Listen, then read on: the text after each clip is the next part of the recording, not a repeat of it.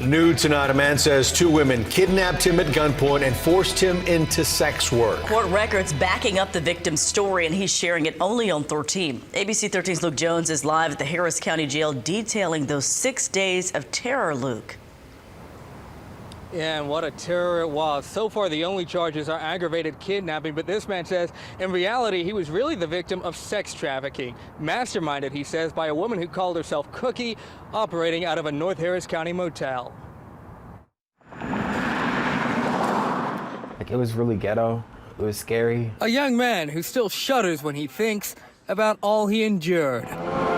For almost a week, he says he was held captive in a room at the Regency Inn on Cypress Station near FM 1960.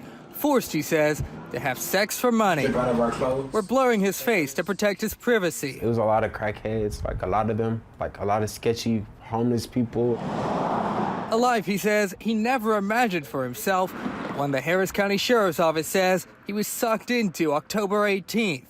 That's when they say one of the victim's friends, Esmeralda Pena, invited him to the Regency. She said that she had a job for me, she was gonna help me make some money because I didn't have a job. Once here, he says he was introduced to this woman, Herbanique Forrest, although when they met, he says she went by a different name. Her name was Cookie. Cookie, he says, quickly set about signing him up for an escort site and told him he'd have to have sex with men for money. The next day, he says he saw an opportunity to escape and returned home. But just 4 hours later, deputies say a doorbell camera shows Pena and Forrest at the victim's front door, this time with an armed man. Investigators say they and Nixon Simmons forced him into a car at gunpoint. Cookie started beating me, and she was like, "Don't I ever leave again? If I ever leave, she'll blow my brains out." For the next 6 days, he says he was beaten, plied with drugs, and deprived of food. At night, he says he was expected to solicit men in this Ross parking lot, although he says he only ever slept with one. I knew that if I made them money, they would keep making me work for them. They would keep me around.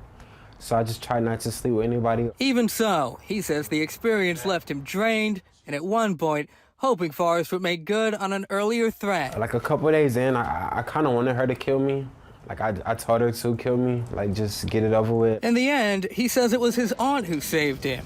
October 24th, he says he was able to text her using a phone he'd hidden from his captors, and that she picked him up during one of those nights out in the Ross parking lot. I was just like, yeah, this is not a good place to be at. And the victim says he wasn't the only one forced to do this. One of the suspects, Esmeralda Pena, also beaten and made to walk the streets, he says. Right now, this case still under active investigation.